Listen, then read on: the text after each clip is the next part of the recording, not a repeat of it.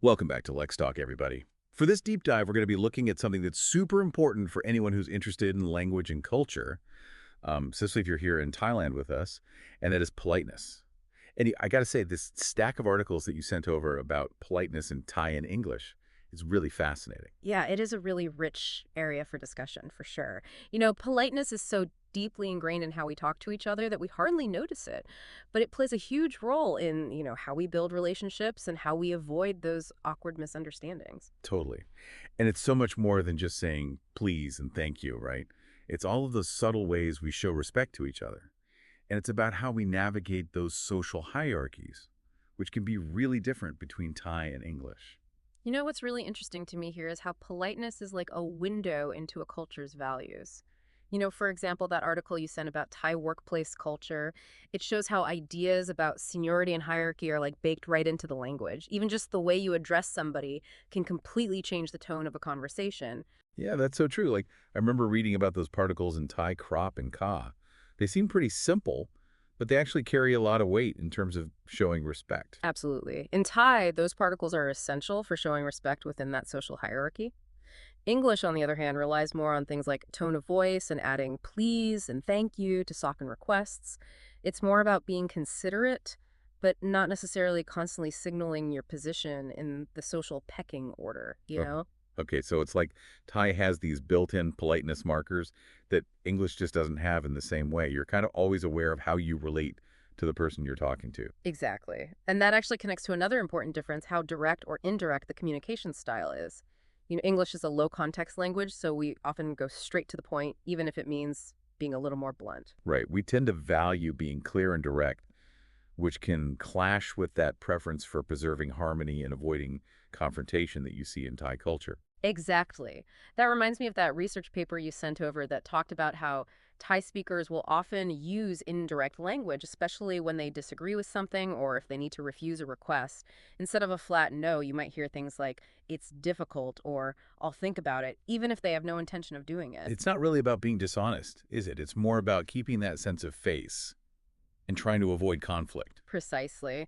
That's where those cross-cultural misunderstandings can happen. An English speaker might hear those indirect answers and think, oh, maybe there's a chance, when it's really a very polite way of saying no. That makes sense. Yeah. You have to learn how to decode those subtle cues, which can be tough. So, something I'm curious about is apologies. In one of the articles you sent over, it mentioned that Thai people apologize way more often than English speakers do, even for tiny little things. Oh, absolutely. Apologies in Thai culture are incredibly frequent. It's partly about showing respect and making sure you don't offend anyone, even for something super small. It's almost like a reflex to keep everything harmonious. Right, so if a Thai person accidentally bumps into someone on the street, they'll apologize, even if it wasn't really their fault. Exactly. But in English, we usually only apologize when we've actually done something wrong or caused some harm. It's just a different cultural understanding of when an apology is needed. So the apology threshold is a lot lower in Thai culture, which makes sense given how important it is to avoid confrontation and maintain harmony. Precisely. And, sometimes this can lead to pretty funny situations for English speakers who might be surprised by those seemingly unnecessary apologies. I can imagine, like if a Thai person is profusely apologizing for taking up 1 minute of your time, when an English speaker would just say something like no worries or thanks, it's a completely different approach. It is, and these subtle differences can also pop up in how Thai and English speakers handle saying no to things. Like we discussed Thai culture values being indirect, so instead of a direct no, you might hear, let me see what I can do, or it might be difficult. So again, an English speaker might think that there's still a chance, when what they're really hearing is a very polite way of saying no.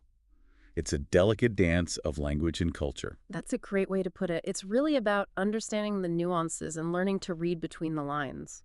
That gets me thinking about how all this plays out in formal settings, like the workplace. Yeah, that's a really important area where you see big differences between politeness norms in Thai and English. One of those articles you shared about business etiquette in Thailand talked about how crucial it is to use titles and last names when you're talking to your colleagues and bosses, even if you know them well personally. Oh yeah, I remember that. So you'd say kun samchai to your boss instead of just samchai, even if you've worked together for years. Exactly. That formality is everywhere in the workplace. There's a very clear sense of hierarchy, and you show deference to anyone in a position of authority. It's fascinating how language shows those power dynamics so clearly. Absolutely. Yeah. But in English-speaking workplaces, especially those more casual ones, we tend to be much less formal. Calling people by their first names is normal, even with the boss, and the whole atmosphere is generally more relaxed. Absolutely. And that casualness can be a big adjustment for Thai people when they start working in English-speaking environments, especially if they're used to those strict formality rules. Imagine the culture shock of someone telling you to call your boss John instead of Mr. Smith. Wow, yeah, that would take some getting used to. It seems like these politeness differences could create some real challenges for Thai people who are learning English, especially when they're navigating social and professional situations. Absolutely. And that's exactly what we're going to explore in the next part of our deep dive. I can't wait to dig into that. This is already so eye-opening. It is fascinating, isn't it? It really is. And for all our listeners out there, don't forget to follow LexTalk on all platforms, our website, YouTube, Facebook, LinkedIn, SoundCloud, and Spotify. Find us at LexTalk Podcast. We'll see you back here for part 2. Let's talk. Let's learn. Let's LexTalk. Welcome back to Lex Talk. We're continuing to explore politeness in Thai and English. You know, as we're talking about this, it really hits me how even those small differences in how we express politeness can create big challenges for Thai speakers who are learning English. Yeah, absolutely. It's not just about learning grammar and words. It's about understanding this whole other set of cultural rules for how to communicate in a way that's respectful and effective. Okay, so let's break that down. What are some of those hurdles that Thai learners might run into? Well, one of the biggest challenges comes from that cultural thing we were talking about before, how Thai culture avoids confrontation. Hmm. Remember that study you sent me about how people disagree in different cultures? It found that Thai people, even those who were really good at English, still had trouble expressing disagreement directly. They would usually choose to say things in a softer, more roundabout way. That makes a lot of sense, given that harmony and saving face are so important in Thai culture. But I can see how that could lead to misunderstandings, especially in situations where being direct is expected, like in a debate or during a business negotiation. Exactly. People who are used to communicating in English might think that indirectness means the person isn't sure or even that they agree, when actually the Thai speaker might have a really strong opinion, but they're just expressing it differently. So it's like they're stuck between two different ways of communicating. They're trying to balance that natural tendency to be indirect with what's expected in English communication. That must be tough. It can be. And it's not just disagreeing. Either Thai learners might also hesitate to interrupt or ask someone to clarify something, or even just to say no directly, even when those things are perfectly fine in an English-speaking context. It's almost like having to learn a whole new set of social rules on top of learning the language itself. Right. And speaking of social rules, let's talk about humor. Remember how you said that you used to find sarcasm tricky when you first started learning English? Oh, totally. I remember feeling so lost when my English-speaking friends would make sarcastic jokes. I'd take them literally and be like, wait, are they serious? That happens to a lot of Thai learners. Sarcasm is all about saying the opposite of what you really mean, which goes against that ingrained cultural value of avoiding direct confrontation. It's a classic case of lost in translation, isn't it? Humor can get so messed up when you have those cultural differences. Exactly. And this can work both ways, too. Thai learners might find it hard to use sarcasm in English because they're worried about sounding rude or insincere. Right, because even when Thai people tease each other, it's often done in a more indirect way to Yeah. kind of soften it. Exactly. And all of this goes beyond just spoken language. It also applies to writing. Remember that article you sent me about Thai students having trouble with email etiquette? Oh, yeah. I remember that one. That really resonated with me. They were talking about how those students tended to overuse formal phrases like "Dear Sir Madam" or "Yours sincerely," even when a more casual tone would have been fine. Right. It's that fear of being disrespectful or coming across as too friendly, which comes from those deep-rooted politeness norms. Exactly. And then sometimes you see the opposite happening where they accidentally slip into language that's too casual, Mhm. like using slang or informal expressions that aren't really appropriate for the situation. It's definitely a balancing act. But there was one really interesting finding in that article. They found that Thai learners often find it easier to write in English than to speak it. Really? Yeah. That's surprising. I would have thought that speaking would be easier because it's more spontaneous. Yeah, it seems counterintuitive, but the researchers said that writing gives Thai learners more time to think about how they want to express themselves. They can choose their words carefully, make sure they're using the right level of formality, and avoid those potentially awkward moments that can happen in a live conversation. So it's like they have more space to craft their politeness when they're writing, whereas speaking requires them to think on their feet and figure out all those subtle cues in real time. Exactly. Of course, this doesn't mean that Thai learners can't become fluent in spoken English.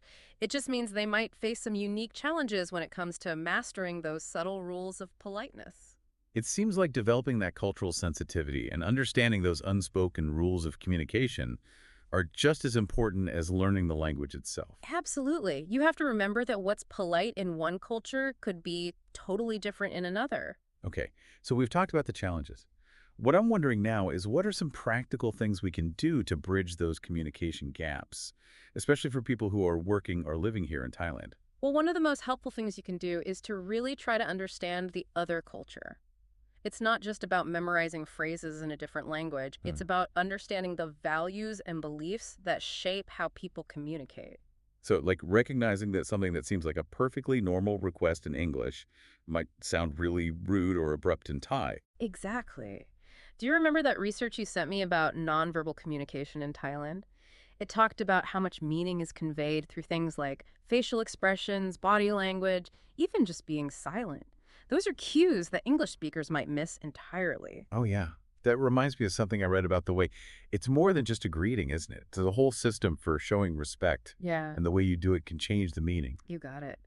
And even things like not making direct eye contact with someone who's older or more senior is a sign of respect in Thai culture. But in Western cultures, it might seem like you're trying to avoid them. It's like there's this whole other layer of communication going on. So, what about when you need to disagree with someone or say no? That can be hard enough even in your own culture. Do you have any tips for how to do that gracefully in Thai? Well, first, remember that it's all about being indirect. So instead of just saying no, try to find a way to soften the message. Like instead of saying, I disagree, you could say something like, that's an interesting perspective, or I need some time to think about that. But what if you really need to push back on something? Doesn't being too indirect sometimes backfire? That's a great point, and that's where things can get tricky. Even in those situations, there's still ways to disagree without being disrespectful. You can try to emphasize the things you agree on, or appeal to a higher authority, or even just phrase your concerns as observations instead of criticisms. Okay, so it's about being assertive, but in a way that respects those cultural values of harmony and respect. It's a balancing act for sure. It is. And for Thai people who are learning English, the challenge is often the opposite.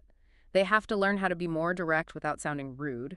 Do you remember that article about Thai students who had trouble participating in class discussions in English? Yeah, they felt like they couldn't interrupt their professors or challenge them even when they were encouraged to. It was seen as disrespectful. Right. So for those learners, practicing phrases like, may I add something? Or, I see your point, but I'm not sure I agree, can be really helpful in those academic or professional situations. It's like giving them the words they need to speak up while still being polite. Exactly. And, no matter what culture you're from, one of the most important things for communicating effectively is active listening. You mean not just waiting for your turn to speak, right? You actually have to try to understand the other person's perspective. Absolutely. Pay attention to their tone of voice, their body language, even the things they don't say. All of that can give you clues about what they really mean. And it shows respect, which is so important in any culture. I love that. It's about creating a space where everyone feels like they're being heard and respected, even when there are cultural differences. Exactly. And in the end, isn't that what good communication is all about? Building bridges and understanding each other better? That's a great point. Before we move on, though, I'm really curious to hear more about those practical tips for dealing with these cross-cultural differences. Great. That's exactly what we're going to talk about in the final part of our deep dive. We'll explore some concrete strategies for communicating more effectively and respectfully across cultures. This is so interesting. I can't wait. Welcome back to LexTalk. Yeah. We've been having such an interesting conversation about politeness in Thai and English. And I have to say, it's really made me think differently about how I communicate. Yeah, it definitely makes you stop and think about things. We've talked about how these cultural differences can lead to those awkward moments, Yeah, but we've also seen how understanding them can really make communication better. exactly. So let's get down to brass tacks. What are some things we can actually do to avoid those communication breakdowns, especially if we're living or working here in Thailand? Well, one of the most important things is to develop what we call cultural awareness. It's not just about learning a few phrases in another language. It's about understanding the values and beliefs that shape how people communicate. So it's like realizing that what you might think is a perfectly normal request in English could sound really blunt or even rude in Thai. Exactly. Remember that research you shared about nonverbal communication in Thailand? It pointed out that so much meaning is conveyed through things like facial expressions, body language, and even silence English speakers might completely miss those subtle cues. That reminds me of something I read about the way. It's Hmm. not just a simple greeting, is it? It's a whole system of showing respect, and the way you do it can change the meaning. You're absolutely right. And even things like avoiding direct eye contact with someone who is older or in a higher position can be a sign of respect in Thai culture. But in Western cultures, that might be seen as being evasive. It's like there's this whole other level of communication happening. Yeah. Okay, so what about the situations where you actually need to disagree with someone or say no, which can be tricky enough even in your own culture? Yeah. Do you have any advice for handling that smoothly in Thai? Well, the key is to remember that indirectness is really important. So instead of just saying no, you want to find ways to soften it. Like instead of saying I disagree, you could say something like, that's an interesting perspective, or I need to think about that a bit more. But what if you really have to disagree strongly with something? Is there a point where being too indirect becomes a problem? That's a really good question, and it does get tricky. But even in those situations, there are still ways to disagree respectfully. You can try emphasizing the things you agree on, or you can appeal to someone who has more authority. Or you could even phrase your concerns as observations instead of direct criticisms. So it's about being assertive, but in a way that's still sensitive to those cultural values of harmony and respect. It's a delicate balance. Exactly. And for Thai speakers who are learning English, the challenge is often the reverse. They need to learn how to be more direct without coming across as rude. Remember that article about Thai students struggling to speak up in class discussions? Yes, they felt like it would be disrespectful to interrupt or challenge their professors, even when they were encouraged to do so. Right. So for those learners, it can be really helpful to practice phrases like, may I add something? Or, I see your point, but I'm not sure I agree, especially in those academic and professional settings. It's like giving them the language tools they need to participate while still being polite. Exactly. And regardless of what culture you come from, one of the most important things for good communication is active listening. So you mean not just waiting for your turn to talk, but really trying to understand what the other person is saying. Exactly. Pay attention to their tone of voice, their body language, even what they don't say. All of that can give you clues about what they really mean, and it shows respect, which is so important in any culture. That's such a great point. It's about creating an environment where everyone feels like they can speak freely and be respected, even when there are these cultural differences. You got it. And at the end of the day, isn't that the whole point of communication? To understand each other better and build connections. That's a perfect note to end on.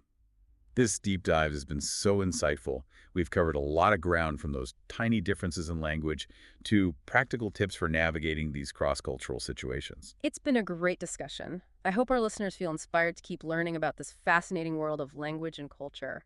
And speaking of learning, don't forget to follow LexTalk on all platforms: our website, YouTube, Facebook, LinkedIn, SoundCloud, and Spotify. You can find us at LexTalk Podcast. Thanks for listening. Let's talk, let's learn, let's LexTalk.